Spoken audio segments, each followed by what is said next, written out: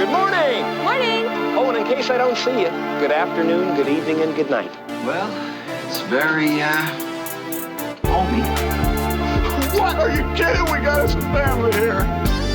I hope you realize how you've hurt my feelings. I'm afraid you're just too darn loud.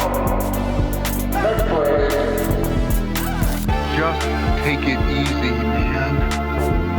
I'm perfectly confident. Yeah, waving the fucking gun around? Calmer, you are. Look, I made a mistake, all right? It didn't make any difference anyway. Hey, I'm letting it go. But don't say it doesn't matter. Every line matters. Get off my back! Don't fuck with my plan!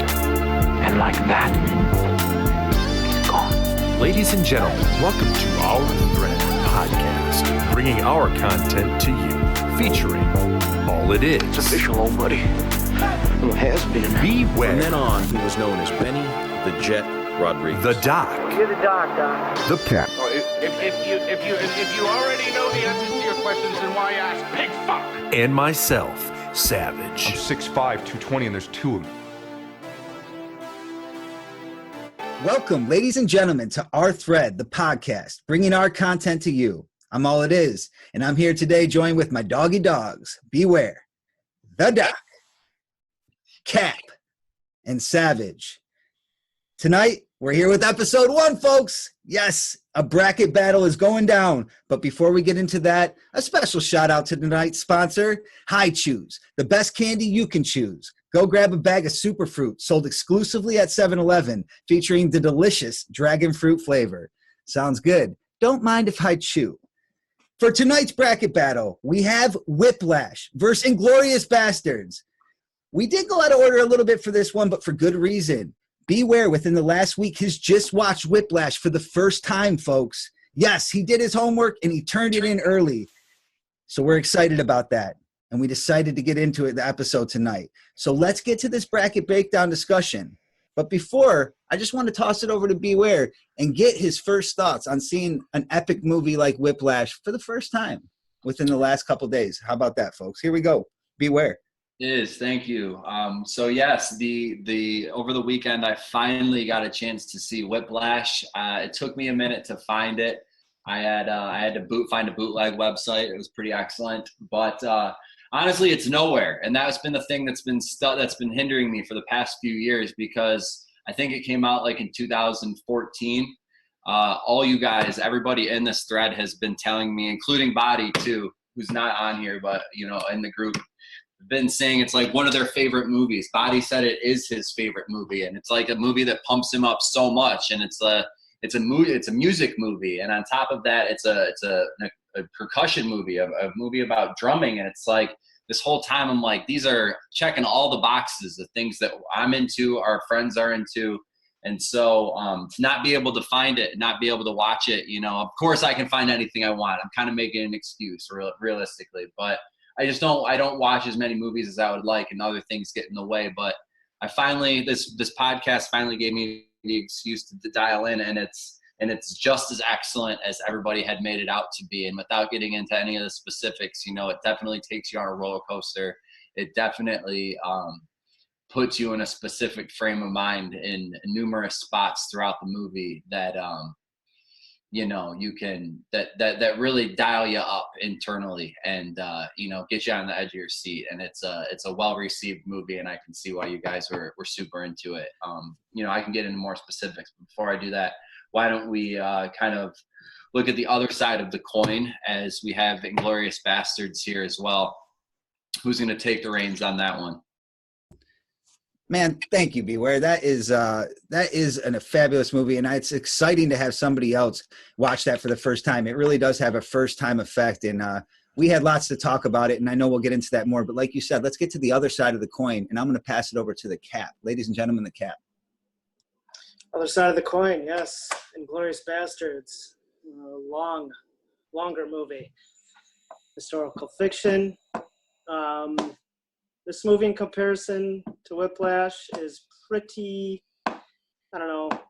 almost polar opposite. It's, I would say it's a slower movie. There's a lot more characters. It's largely subtitled. Some of the subtitles, it's actually, I noticed some German being translated into French, which was actually pretty cool to notice. I did watch both of these movies this week, so pretty jealous of Ben getting to watch Whiplash the first time. But yeah, Inglorious Bastards, definitely a very different movie. I would say at the time it was one of my favorite Quentin Tarantino movies. It's got your pretty epic violence towards the end, which is cool. But everything leading up to that, I would say, is pure story and character-driven and largely plot-driven. It's about revenge. It's about getting the bad guy. And with that, I will open it up to everybody else. Maybe Cap's trying to do some drumming and get on to the Whiplash 2 over there. He's getting his little tap tempo going. Not quite my tempo, but that's okay. Sorry, everybody. Let's pass it over. Let's throw it over the doc. The doc's Sorry about the taps, everybody. Let's throw it over the doc. The doc's in, ladies and gentlemen. Hey, everybody. First of all, I love that everybody's either like watching these movies for the first time or has kind of recently rewatched these movies within this week. I love that. Doing their homework. I love it. And it's fresh. And we're able to make a pretty reliable a choice or kind of decision between the two, given that we've recently watched them and kind of judged them on a kind of even playing field. So I love that aspect, and I love the enthusiasm. And I really don't feel like it, I know that we didn't do seeding on purpose and it was all random, but this doesn't feel like a first round matchup. This, and maybe this is the first Definitely one we're doing, and maybe all the matchups will feel like this because they're all good movies. But it does not feel like a first round matchup. It feels like there's some weight behind each of them, and it's going to be a good conversation. So I'm looking forward to that. Speaking of that, some things that we discussed that we want to kind of maybe try to routinely go over when we're talking about both these movies and kind of comparing, why we think one's better than the other. Some things to address are maybe who we think is the best character. Not just the best character in each of the movies, but best overall character as kind of a thing that we might want to chat about, to discuss. Another thing we might want to talk about is what movie is most quotable, or what is the best quote across both movies. I think that's a real fun topic to get into at some point. That's a big battle in itself, definitely. We got to do that. And real quick, just a couple more, and I'm going to set the stage, and then we can kind of go from there. But I also think both of these movies have epic scenes that I think are kind of forever. When I think of Whiplash or when I think of Inglourious Basterds, like these scenes come to mind. And so I kind of want to have the conversation about what folks think are the best scenes from each movie. Best soundtrack, I think, is one that we're always going to want to circle back around to for each of our matchups. And finally, I like this one, is if you could have one piece of memorabilia from either of these movies, what would it be and why? So I kind of want to introduce those topics that we can, no particular order, but maybe we want to try to address those at some point. But I think I'm excited to talk about both these movies. Lots to talk about. I'm going to dish it over to my man Sav to kind of take it away. So what I think is really interesting for me about these two movies is I've seen both of them exactly twice. I saw both of them right after the time they came out. I saw Whiplash, I think, on HBO, and I believe I saw Inglourious Basterds shortly after it came out on video or on DVD or whatever. And then I saw both of these movies within the past week. So that is I have kind of a good frame of mind, because I knew good students, at least for the way that Inglourious Basterds goes, the way that Inglourious Basterds goes, it's pretty, they're different movies. It's a lot longer.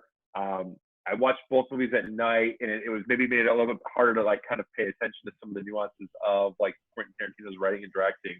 But I definitely got a huge appreciation seeing it a second time. Obviously, Christoph Waltz as Colonel Hans Landa, aka the Jew Hunter in Inglourious Basterds, is an unreal character, as well as on the other side for Whiplash, seeing some of the acting from J.K. Simmons as Terrence Fletcher I know we're going to probably unpack a lot of the characters in the next couple minutes in this podcast, but I kind of wanted to kind of start off with a kind of an overview of what we were talking about. So, Savage, I'm not really sure where to throw it. Savage, before you throw it, let me just ask what one of the things that Doc said. Why don't you go ahead and talk about what might be the best character, because I know both movies, it's not the lead actor or supporting, like it really is the whole crew in this. And I'm very curious to what you would say. What do you think who is the best character out of these two movies, man? Yeah, it is a hard one. I really do like Christoph Waltz playing Colonel Hans Landa in Inglorious Bastards. He's an incredible actor. He's got speaking a lot of German through it too, which is very impressive. German and French, which is pretty amazing. As well as his English is pretty clear as well. And so real quick too, and a little fact is that he spoke 4 different languages within the movie. So German, French, English, and Italian. Italian would have been the other one for sure. Arrivederci. Ladies and gentlemen, that's the first fact of the night from the doc. We have a fact in from the doc. Let's just note that we have a fact in from the doc. Thank you, Doc. So then to go against, for me, I really enjoyed Christoph Waltz's character, and then also, but for me, the character that really brought it home is going to be Terrence Fletcher. I mean, it's J.K. Simmons. J.K. Simmons is a very, very underrated, underachieving actor. Doesn't get a lot of roles, gets more commercials, it seems, than roles. But he is a juggernaut in this movie. He's kind of a combination of I wouldn't say a combination, but he's kind of like the worst boss you've ever had. Like, we've all had people in our lives that have that kind of evil essence about them, and he kind of captures that really well. It's funny because I'm comparing my other favorite character between the two movies is someone whose nickname is the Jew Hunter, but for whatever reason, the Terrence Fletcher from Whiplash is almost more evil. And the crazy thing is too is Terrence Fletcher has such a good arc where you don't see him. He doesn't actually have any redemption or redeemable qualities until like the last 10 seconds. And the first thing he does is when Andrew Neiman, played by Miles Teller, is doing that drum solo at the very end, and you see Fletcher tightening up the cymbal because the cymbal's getting a little bit loose on the stage. And it's like, this motherfucker actually has a soul. And then you see him kind of smile, but you don't actually see him smile. It just does that in his face. You can actually see the muscles in his face contract a little bit. So I mean, I gotta give it to Terrence Fletcher from Whiplash, my favorite character. So I just watched Whiplash the other night and loved it the same way you did. And you just describing it again literally gave me goosebumps too. That last same second. So yep. It's the best, man. Savage, I'm just going to go ahead and say, yeah, I agree with what the doc says, but I'm going to just go ahead and agree with you. That is, I think, my overall favorite character. I also just want to add, though, that the first time he shows a sign of a soul is when he plays one of his fallen old students' CDs, and he sheds a tear. And he starts crying. Yeah, you're right. Yeah, that's his only shine of you. But and I'm just going to say before, let's pass it over to the rest of the panel so they can get their opinion. But if we had to talk about quotables, wow, there's a man that's going to maybe take the lead in that too. But I'm just going to say samesies with my man Savage for best character in both movies. And maybe we can pass it over to the Cap. And Cap, you could tell us who you think is your best character of the two. I was just saying I'd like to a little bit more time to think about it. I'd like to hear what Beware has to say about it. Pass. Beware. I've watched both movies relatively recently, and I think that your collective answer, is not even questionable. He is far and above, in my opinion, the most standout actor of both movies. However, I will say that per capita, one movie has every single role is filled with actors that are on par almost with the top actor in the movie. In Inglourious Basterds, every single actor in that movie, no matter the role, no matter how much scene time they have, is outstanding. And I think that overall, the actors in Inglourious Basterds, the acting in Inglourious Basterds is better overall, despite J.K. Simmons having the one. Wow, what a point. Yeah, and I'll kind of roll off of that a little bit too. I agree with you guys on Fletcher, man, and I'll get into a little more on that in a second. But I do want to give props where props are due. Where Christoph Waltz, Oscar winner for Best Supporting Actor, Hans Landa for this role, and like some of the best scenes in this movie are with him. And he makes this scene, and just the way he plays this character very whimsically, but at the same time, you understand what is at stake.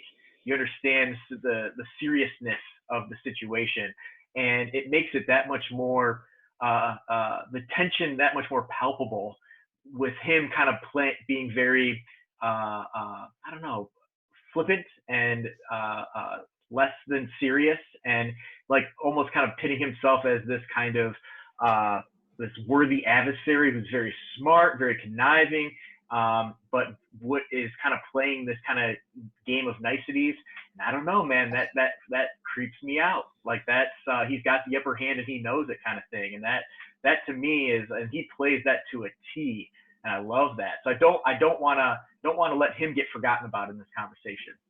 Can I just add a point to how you described him and that flippant nature to his character? I think that was the perfect word, because the whole movie and foundation of the movie is based on that. It's based on the fact that it's a war movie that's not a war movie. And because of that, they're able to really play with your emotions throughout it, because you're living from the point of view for the majority of the part of as the the good guy, if you will, whether you're a soldier or you're the orphan, the girl, the orphan. And I think the fact that the Nazis are living and have invaded and are holding down Paris, where they're living at, you're always at ends with this pressure that's kind of overhanging you, whether you're sitting down eating in the restaurant and they're just kind of they come in and barge in and overtake your lunch and force you into conversation, or they catch you in front of your movie theater when you're changing the sign and force you into doing things. And like that is present throughout the whole movie. And that's why every character, especially the scene in the tavern is the best scene in the movie, in my opinion, because you've got these characters who are bit roles, basically. You don't see them really outside of this role. You've heard about them, and they do such a good job of building to this scene from the details that, conspire to the scene. And then everything is right there for like 25, 30 minutes that builds into this epic scene, and the characters are so awesome.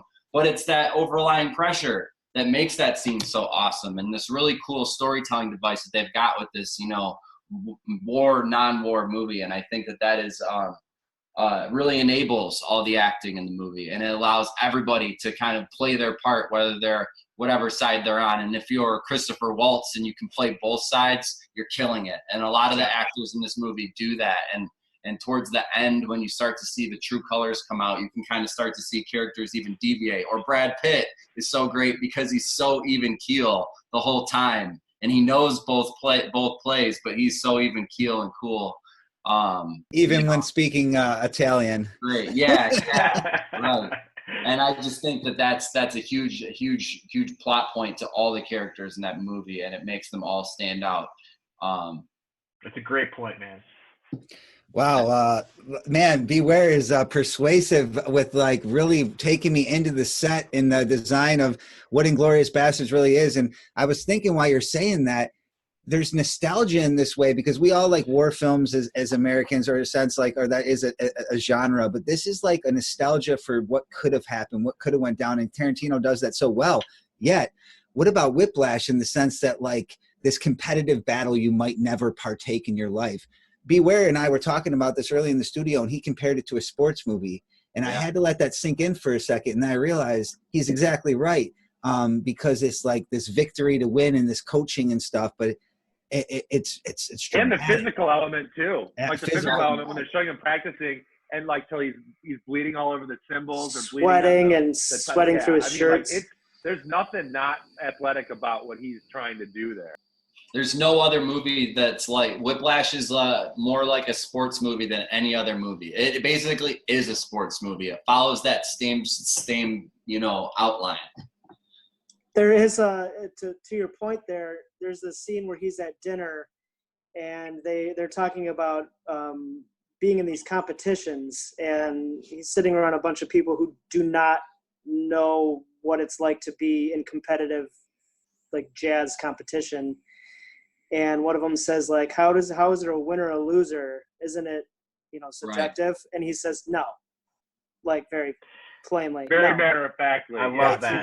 Great scene. Because he's going to school for it, and his parents are probably putting $100,000 bill. So yeah, it's more than subjective, I love that we were talking about how Beware was saying that this is like the quintessential. It is a sports movie, but there literally is a scene in Whiplash where they're kind of pitting music against sports too, and kind of showing how, if it's not in the same realm, it's still as good as, or as I don't know, high quality or as impressive as other kind of athletic feats. And so I love that like our conversation kind of went to that in that direction. It's great. Man, everybody's got some great stuff to say about two great movies. What I wanted to bring up maybe some of the more things that are the categories, if you will, that Doc was talking about. Before we move on, and we should move on, I think that we can definitively say that J.K. Simmons' character, Fletcher, I believe, is the best character. But like I said, I think when it comes down at the end, when we're considering, overall better movies, it's not going to be who checks the most boxes necessarily. No, we're not voting on a best character. Things to consider when talking. What's can I maybe pose a question to the group? Always. I feel like Please do, Cap. I know the answer to this for me, but what is it about this character who is pretty ruthless and berating to all of his students? What is it about him that we love so much? Why do we love to watch that? I'll tell you what, man. Ben Beware could probably tell you because we were talking about it last night. I'm interested in what Beware has to say. Then let's pass it to the Doc, please. Yeah, I think that there's a reason that, especially it's relevant. The reason we love him is relevant right now in this moment. It's because he has Michael Jordan quality. It's because he has the greatness quality to push people to be the absolute best that they can be at all costs. What's the worst thing you can say to somebody, Beware? I don't know. I'll tell you. Good job. Good job. Hey, good job, man. Yes, we talked about this. Well, before this gets too far into it, that's kind of the answer that I'm looking for. He's an asshole in the worst way, but he is trying to get the best out of the best, which is, I think, commendable, and I think it's a little bit relatable too. I think we all kind of maybe fantasize about being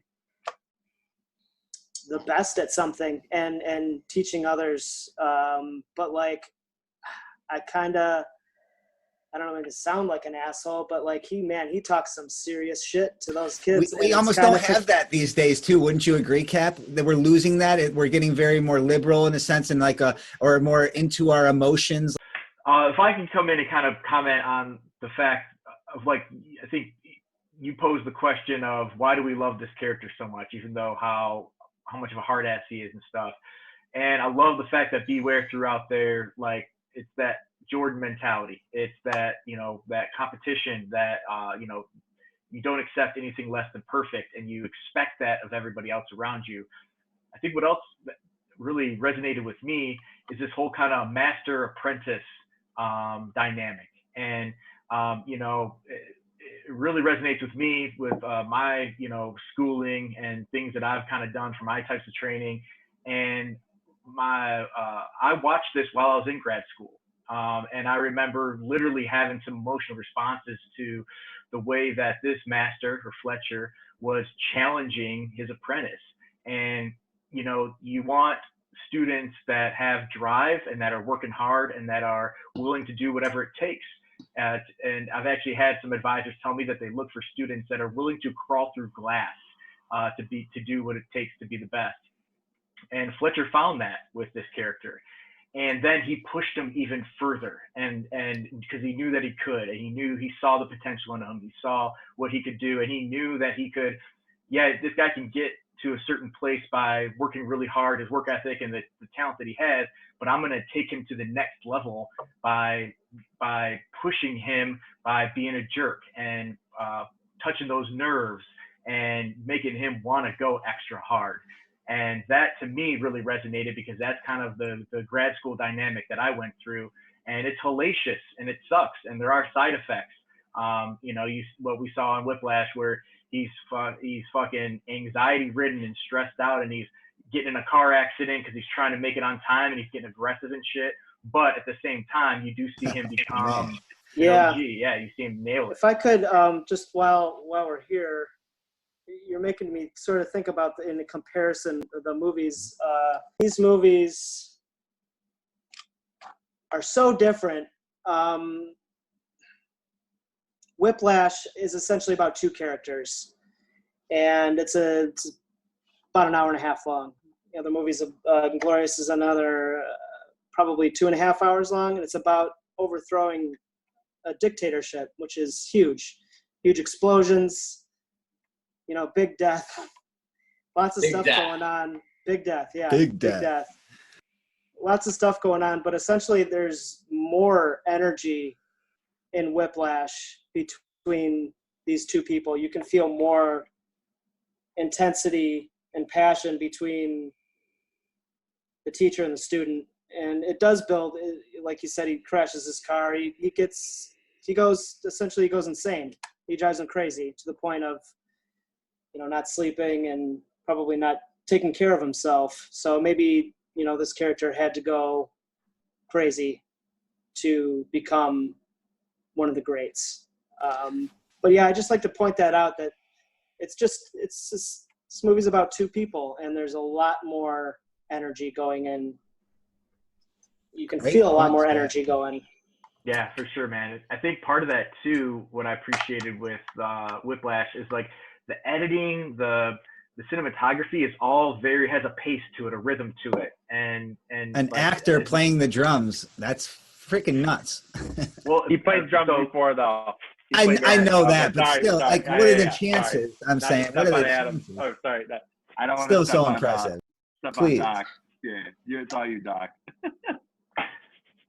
No, I was, that is, for those of you that may not know, what Savage shared is that, yeah, he did have previous music experience, and I think about 80% of the scenes that they shoot, he is actually playing the drums and learned the drums. However, he had to learn a whole new style, because he had to learn jazz style, and I think he was practicing, 4 to 6 hours a day leading up to it, but still, Facts from the doc, ladies and gentlemen. Wow.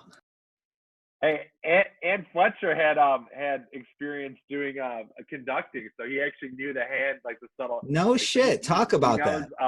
So he had. I just remember hearing an interview relatively soon after the movie came out. I can't remember what show it was on, but he was talking about the fact that he had some conducting experience in college. So I'm sure that plays a role, and I'm sure that kind of wow. Massive talents needed for both films. Massive talents needed. Yep.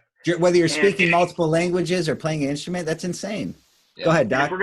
If we're gonna wrap up the conversation, I know we already kind of decided Fletcher was the best, character across both movies.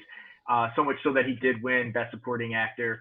Some quick facts that I think were interesting about this is he went up against Ethan Hawke for Best Supporting Actor in 2014, and what Ethan Hawke was nominated for was playing in Boyhood.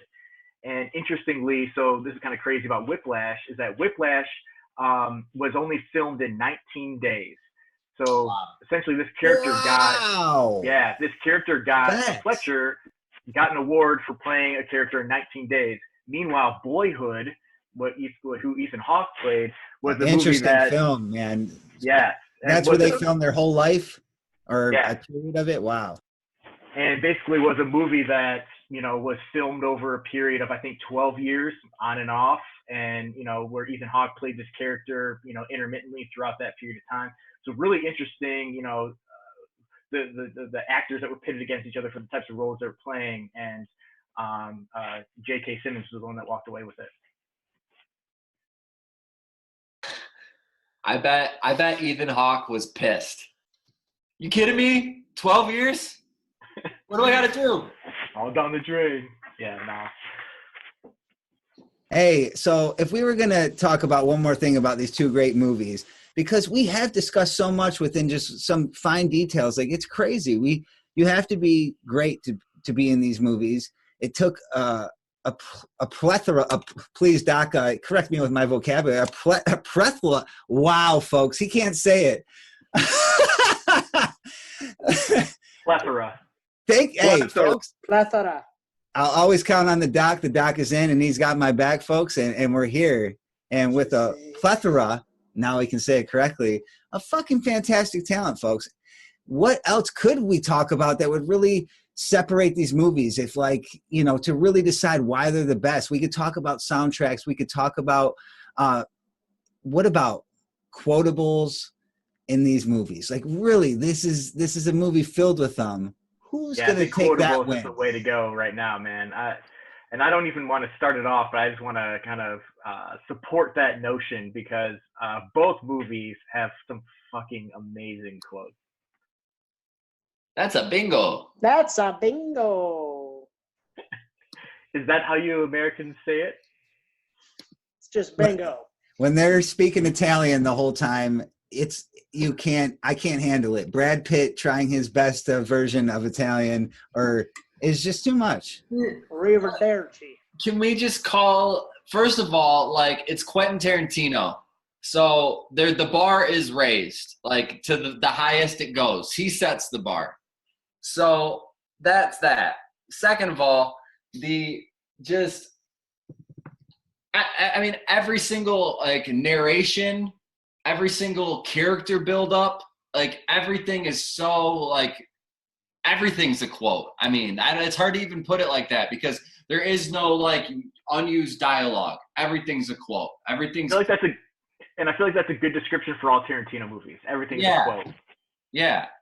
Wow. Well, if I could segue just a bit, I would say that, man, Fletcher has a whole reel of them. I think if you go on YouTube, it's like 9 minutes of just nonstop. And I'm paraphrasing, but let me paraphrase the first one. Get the fuck out of here before I demolish you. Wow. And there's a handful of other ones, let alone ones that do with hand jobs, if you will. But I'm not going to paraphrase that one, folks. Who's got some quotables? Yeah, Fletcher's very quick-witted with the insults and gets you, kind of knocks you around before you even know it hit you. Very, very witty. But I love, obviously there's the scenes where he's saying, that's not quite my tempo, where he's trying to be patient and gentle and kind of coach him. And then he throws a fucking, I don't know, a chair at his head. Doesn't take him long. Yeah. Do you know why I just threw a chair at your head? Were you dragging? Yeah, I was going to say rushing or dragging is usually what all it is doing when we're doing these podcasts. So trying to rush us to the topic. I'm going to go ahead and call two. Works out real well because Fletcher really nails it on that one, especially when he's working with. There's a scene where he's working with Neiman, with Miles Teller's character, and he's doing the clapping. He's telling the rest of the band, hey, why don't you guys grab a coffee? Or why do you guys, it's going to be a while. So he goes, and then that's, sorry, there's dishes being done right behind me. I'm getting a little distracted. Keep going, Savage. This is a savage discussion. I love it. Yeah, it's a savage discussion. And then, it really plays through because I think the musicians come back and the rest of the band comes back in the room at like 2 a.m. It's been like 5 hours of elapsed time where he's fucking doing the clapping and trying to figure out whether or not he's rushing or dragging. What about when is that when he's switching through all 3 drummers and he's calling them different nicknames there? I think there's a couple Irish slang terms I'm not too fond about, but it's okay. Yeah, he throws around a couple mix and things of that nature, but it's it's all right. A couple F-bombs in that movie too that I'm I have to say I'm fond of. Sorry. R-bombs, yeah. There's a few crucial R-bombs. Some 2020 no-nos, if you will. Yeah, exactly, for sure. Hey, some interesting notes about that one scene where they, take a coffee break and they come back at 2, that 5-hour practice scene, is that the director, Damien Chazelle, was actually not calling cut on a lot of those scenes that they're filming at that point. Basically, he wanted to get his actors looking and physically exhausted. And so they were literally running those scenes extra long and then starting from the top. And so like that fatigue that you see is like all genuine. It's crazy. Well, you can really a movie in 13 days, or however many days that you said, Doc. I mean, I can't imagine there's not very much time for sleeping within that day. You're going to use every lick of the film if you're probably not even pressing stop on the camera. You're probably filming all through the shoot. Good point. To that point, yeah, you can really feel that the movie is super fast paced. Yeah. And it does feel like you haven't slept after you've watched it. That's is that an effect that movies can have on you, or that many of the greats do? But like, I don't know, compared to Inglourious Basterds, does it have that effect on you? I don't know. Like, that's a great point. I would say like that movie. The movie itself feels manic to me. One thing I said, and I remember telling you guys in our thread, and welcome to the thread, ladies and gentlemen. But I remember saying in our thread in texting, like, man, this movie will make you this movie will make you have feelings that you forgot you ever had. Like. And that was like how I felt, like sitting on the edge of my seat with like imperfect posture, watching this movie, just waiting on every, and mind you, I'd only seen this movie twice, but the second time I viewed it was as good as the first. Whiplash, Inglorious Bastards, not to kind of change on you guys too much, but the second time I seen it, maybe the third too, it wasn't quite like that. And I know we're not voting on specific things or any of these topics. It comes down to what is greater. But man, a second time I watched that movie, it was like the first, and maybe even better, folks. I don't know. That's a good point. I'll just kind of piggyback off that real quick. God, I hate that saying piggyback, but I'm going to use it. I think like that's a good point. And maybe even a category that we even want to talk about is like kind of gut check, or like what's your instinct about this movie? Like forget categories, like what did you feel? And I agree. Like I think Inglourious Basterds is fun to watch and it's entertaining, and it's maybe more rewatchable of a film because it has that kind of fun fantasy history aspect to it. But like there's something different about Whiplash. There's something that hits some nerves. There's something that makes you feel a certain way that's different, that I don't know if you can like quantify it or talk about it, but there's something special about it. Agree. Yes, absolutely. I mean, I want to talk about something that would maybe make something greater than the other, because it does. If I had to guess, it seems like both of these movies are great, and I don't want to give away what I'm going to vote for, but I also just want to say like sometimes the soundtrack is it, but the soundtrack for Whiplash is live. It's there. It's right there. It's the movie. There is some jazz in the background. The soundtrack for Inglourious Basterds, does anybody have anything to say about that? Quentin Tarantino is usually pretty choice, but it's not usually my favorite part. Maybe you get to some other movies like Pulp Fiction or Once Upon a Time in Hollywood, it does have a little more of effect. Does anybody have anything to say on that note? No, I mean you're comparing a film against, or I say calling a film, but you're comparing a movie against another movie, and one of the movies, I mean, is music. I mean, the genesis of the movie is the fact that it's built around music, and I know that Quentin Tarantino has a lot of musical aptitude, especially when selecting scores and soundtracks for his films. But I mean, I think it's a really hard comparison. I mean, there's some unbelievable music in Whiplash, and you're seeing it happening before your eyes. I think it changes that level for you. So I mean, for me, it's Whiplash without a doubt. I mean, there's not even really much of a choice. Yeah, I would agree with that. And if the soundtrack weren't the big discussion here, and it's kind of excusable why that might not be, why don't we just talk about if it was scene versus scene? Who's coming home with it? Because I don't even know if I can find my favorite Whiplash scene, but I know my favorite Inglourious Basterds scene. Why don't we somebody talk about that? Has anybody got something to say about that? Let's go to Savage with Thanks a lot, Iz. So what we're happening here is the fact that there's two movies that really come down to a very heavy climax at the end of the movie, the very end of the movie. So love that. Love this point. Yep. So there's a lot of really good parts, that lead up to that. But I mean, the meat and potatoes of both movies. In movie A is going to be Hitler being turned into a brick of Swiss cheese, and then in movie B, you're seeing Terrence Fletcher, this evil, person transforming.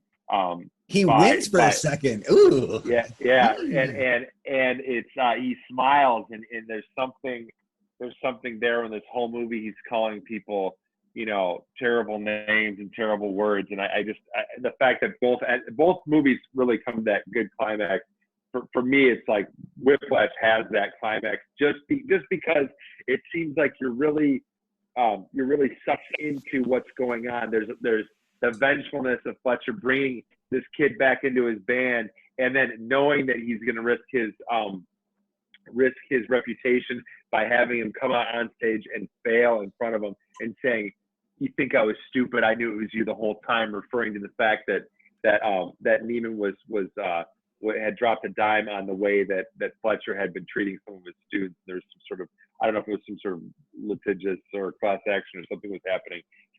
But that end scene, and then it goes to the credits at the perfect point. The credits just hit you so hard, and the music starts, and it plays all the way through. And I mean, another one. It keeps going for me. I sound like DJ Khaled, but it is Whiplash with the ending. I mean, there's no other for me. Anywho, who wants to talk next? I think Mike, aka I think Kat, has some things that he wants to say. Hey, really quick, folks. Thank you, Sam. I just like when I share the same opinion with my friends. Like, you said it so well. What else do I have to say? I wanted to say that. Savage said it for me. That's a Savage thing, and I love that. Hey, love you. Let's pass it to Cap. He was teasing. Sure. What's going on? Sure. Yeah. I'm gonna have to probably agree. I do think that the final scene in Whiplash is probably my personal favorite, but I'd like to point out that the opening scene to Inglourious Basterds is pretty awesome. As far as like tension building and introducing two of the most important characters and essentially what the movie is about. You kind of understand that this is going to be about revenge, and it becomes like years in the making. Don't you like that they turned Hitler into a little bitch? Because he probably was a little bitch. They turned him into a little bitch, and I like that. And that's Quentin Tarantino vintage for you. What do you guys think? One of my notes was Hitler, perfect caricature. Yeah. Right. And you don't. I was mentioning that last night when I watched it. Is you don't see Hitler really in a lot of movies. I don't know. It's just like you said. It's a caricature. He's almost like a cartoon character. God, I want to do my Hitler impression right now, but I don't even have a Hitler impression, and I'm not going to do it, folks. Fine. I did something. Oh wow. Hey, I don't know.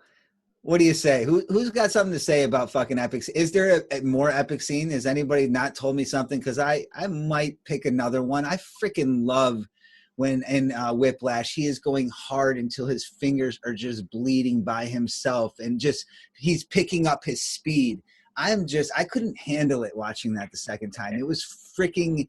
It was filling me with energy, and what I love the most and what I love about that, Pat, is like those are the scenes of like bringing it back to what Beware said about it being a sports movie. It's like those are the scenes that you don't get to see of the music talent or the sport hero, the part where they're busting their ass, where they're working when nobody's watching them, and where they're putting in the work.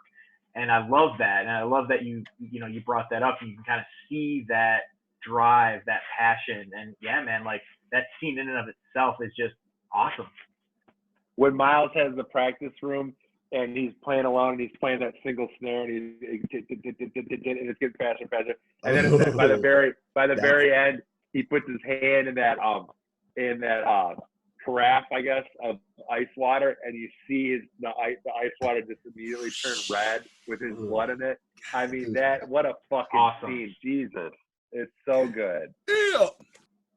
Hey, real quick, speaking of blood, maybe we get a piece each real quick down the line. First thing that comes to your head, you get a piece of memorabilia from one of the movies. What do you take? I'm gonna go first, and I'm gonna say Aldo's big blade, his big swastika carving blade. I want that.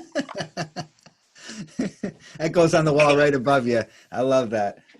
The drumsticks in the final scene would be sweet. Oh wow! Drumsticks. You gotta pick something else, everybody. Drumsticks and the blade are chosen. I'm gonna go back to Inglourious Basterds, and I'm gonna take Hans Landa in that opening scene, which we kind of touched on a little bit, but that big ass pipe that he busts out. It's like a horn. So good. That shit is so fucking choice that I just love everything about it. I don't know why I love it, but it's perfect in that moment, and I would fucking want that piece right there. I guess I want the cherry through at his fucking head. Do you know why I just threw a chair at you? And I can look at that chair and be like, do you know why you need this fucking chair thrown at you? All it is, because you got to get back to it, man. We got to go for greatness sometimes. I'm feeling pretty great about it. How are you guys feeling? Hey, I do got a couple random drops that some knowledge, if anything, just to kind of throw in there that I think are some interesting. The doc is in, ladies and gentlemen. Drop the facts on him. Drop the facts on him, Doc, please. I didn't know this, and maybe we can plug this back into the Hans Landa best character discussion, but I didn't know this about Hans Landa and Christoph Waltz, but he was not originally planned to portray that role. Did anybody know who Tarantino had written that role for? No. Got me. Wow. No clue, man. Stump the fucking thread. Leonardo DiCaprio. He was thirsty for him for a while. Hey, he got him, folks. He got him soon. Wow. Hey, would he have done good? Would he have done better? Wow, that's something. And as soon as Christoph Waltz kind of tried out for the role and could demonstrate that he spoke multiple languages, and Leo would have did it though. He would have learned that shit. I know he knows a couple or one or something. I don't know anything about him. I just know I like him. And then here's another little fact about Inglourious Basterds is that Tarantino originally wanted the film to be titled Once Upon a Time in Occupied France. And that is in the title. That's in the title scene at the very beginning. They does say chapter 1. Picked up on it. Right. Yeah, you're right. Yep. Interesting. So he had this kind of rewriting history kind of idea floating in his head, I'm sure, for probably the last 20 years or so, maybe probably long. I would have to say that I'm glad he went with Christoph Waltz. I feel like that character became he's a little fella, and he's so evil. I don't think Leonardo could have done the same kind of evil that he portrayed in that movie. I don't know what it is. Maybe it's just his cadence. No, I agree. Then out of that, we got to see them both play against each other in Django Unchained. Yep. Which you probably wouldn't have seen had Christoph Waltz not been cast for Inglourious Basterds. Wow, that went over my head. I forgot that. That is a great point. I need to do my homework when that comes up. I don't know. Hey, Savage, do you have it in front of you? Could you tell us what that movie goes up against? I'm just curious as why we're on that kind of. Hey, while you're looking that up, another fact that kind of goes with both those movies. So Christoph Waltz. So before a Quentin Tarantino movie had never won an Oscar for any acting role, and Christoph Waltz was the first to win it for Inglourious Basterds for Best Supporting Actor, and Christoph Waltz won it for his Best Supporting role in Django, which is crazy. So Christoph Waltz owns the two best actors for Quentin Tarantino movies. Big facts. Wow. Until Brad Pitt just recently won, but is that what you're gonna say, Savage? No. Sorry, I wasn't about to say it. But either way, I'm glad you said it, Doc. The Doc said it. But I was gonna say, because it was asked what is Django Unchained, because that is gonna be a matchup. We know that is one of the movies on our matchup. speaking of Leonardo DiCaprio, Django Unchained is going up against Wolf of Wall Street. So Wow. Yeah, I thought there was something good there. Just to remind you all, if you're tuning in, we're here to find the greatest movie of all time, and here we are with two movies of what might be the greatest of all time. The directors, actors, it's what an interesting thing, and I'm so glad to be here with my guys talking about it. My doggy dogs, as I've said before, this is great stuff. This is great stuff. This is great stuff. Let's vote it out. I think great it's time I'm ready to vote. Throw some votes around. I will start it off. I am going to say I vote Whiplash. Unequivocally. Add applause. I vote for Whiplash. Wow, that's special. Who's going next? Who's gonna have the second vote? I don't want to go. I'm too nervous. All right, I'll go. I've actually gone back and forth, and I do this on purpose, where I enter these conversations not really having, or I want to, at least moving forward, not really having a hard and fast decision. And I kind of want to hear the conversation. And I feel like I think a couple of you guys have expressed that as well. And so I've kind of gone back and forth. I kind of mentioned it earlier, where I do feel like Inglourious Basterds is like the most watchable. It's really entertaining. It's fun. It's kind of like candy. You get to kind of relive a moment in history and kind of fantasize about how it might have gone down, and taking out one of the greatest threats to humanity. And it's fun. It's revenge film. It's fun in that sense. However,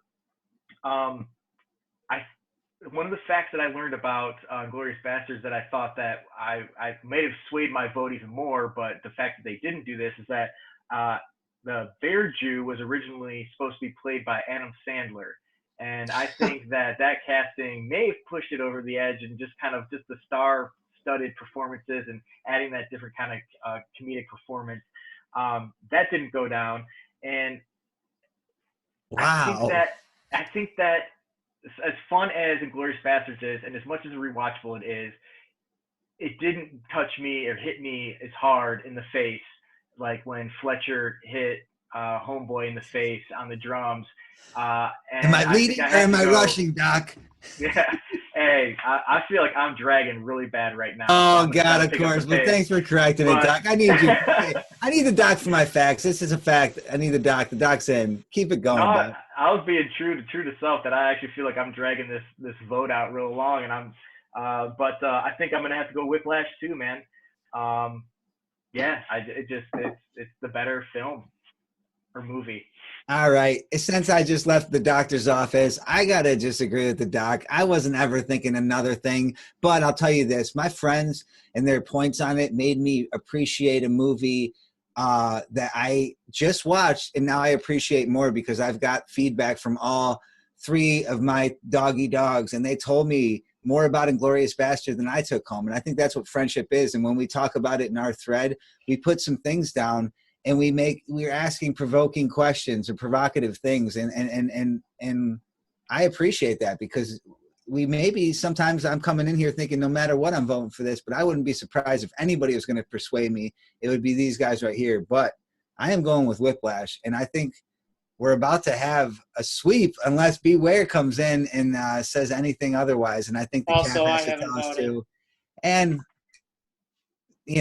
Doc, write me a prescription for memory loss, please, and we'll go ahead and check that out and get that going, and we'll pass it. Yeah, I guess I'm predicting a sweep too. I'm hyped up off that Last Dance Jordan shit too. You're doing a good job. I guess I'll vote now.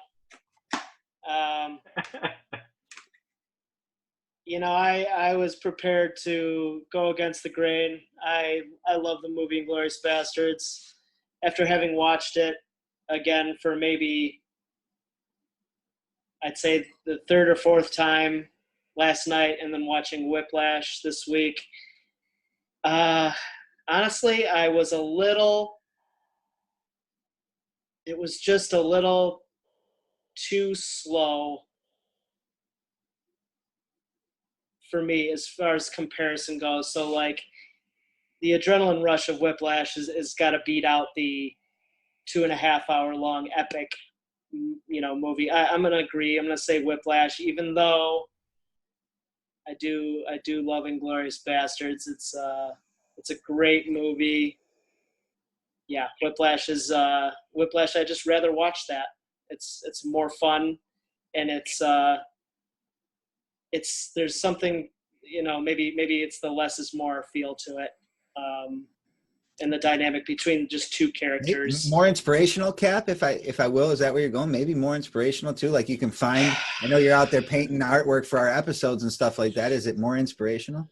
Just to add. I would say it's definitely more inspirational. I do feel.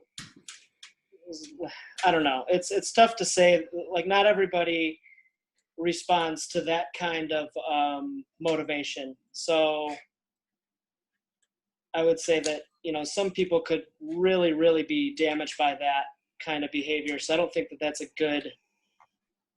really a good necessarily like motivator for everybody, but to see somebody dedicate their life to one thing to the point where they can't have a relationship with somebody, or, see like in the movie where he's, breaking off his relationship and he doesn't have friends, and his dad is essentially his only friend.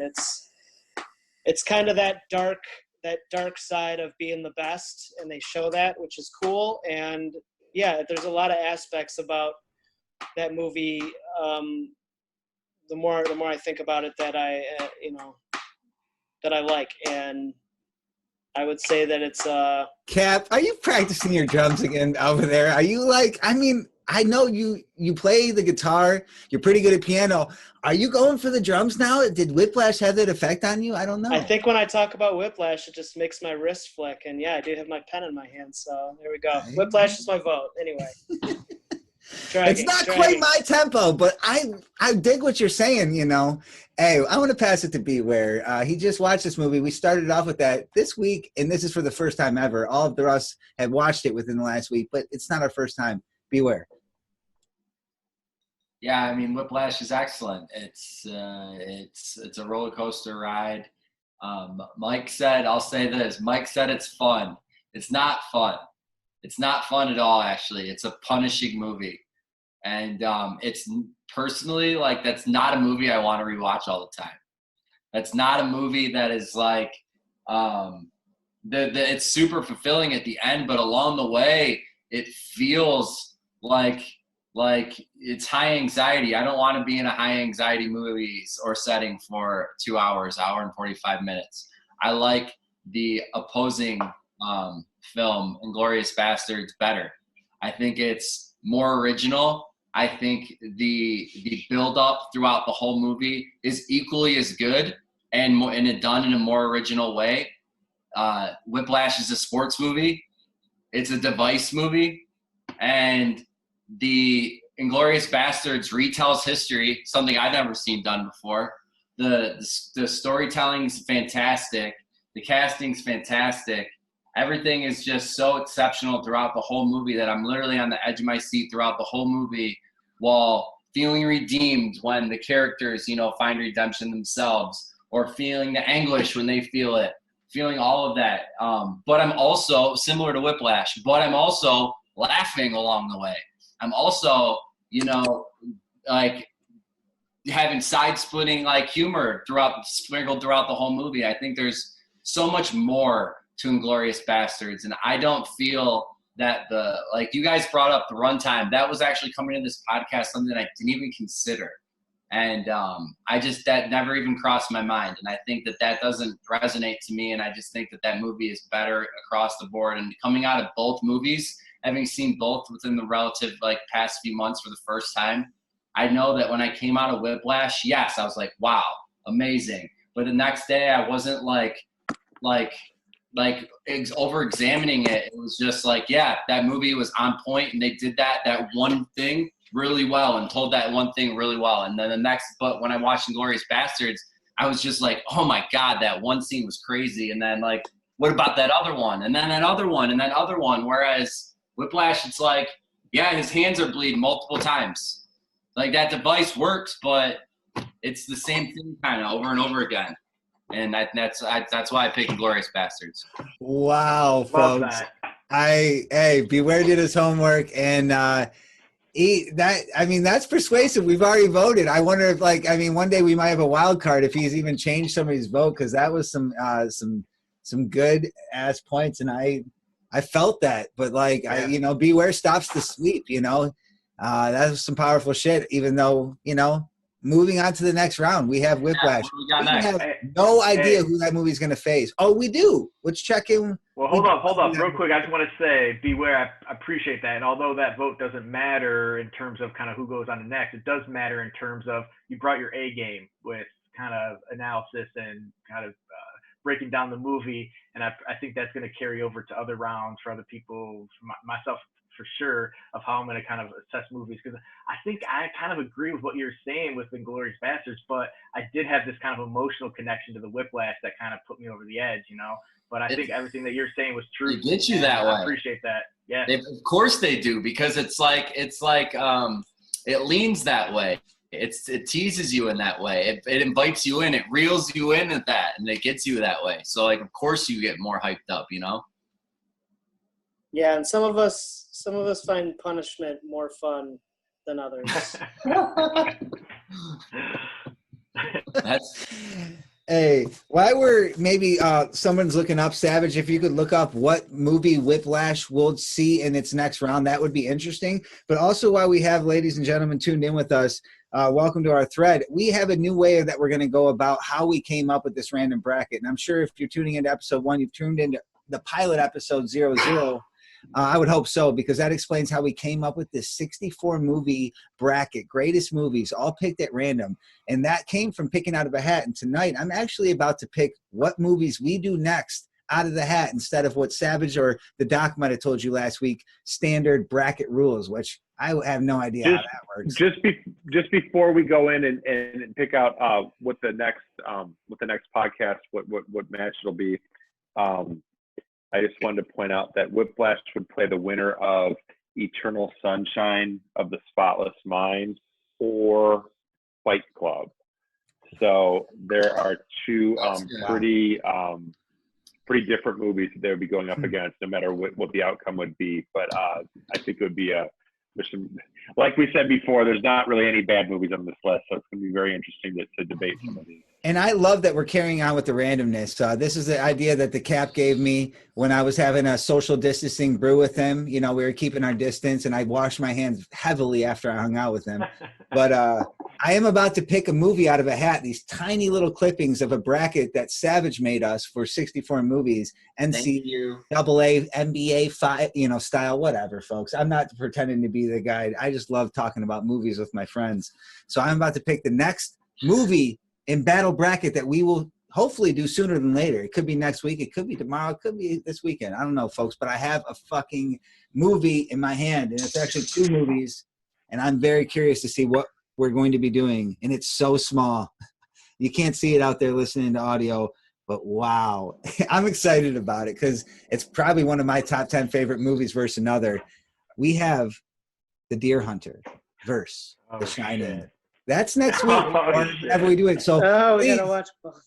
All my members, all my doggy dogs, if you go do your homework, hey, sometimes I don't want you to do your homework, though. I never did all mine, and I turned out, pretty damn good. Maybe I can't say plethora correctly sometimes, but I feel pretty good about it, folks. What I do know is that sometimes not doing your homework allows you to prepare better for what has longevity and what really does have a standing effect. So some of these movies I don't want us to rewatch. I recommend that. These are 2 great movies. I know I'm going to go check out The Deer Hunter. I've never seen Deer Hunter.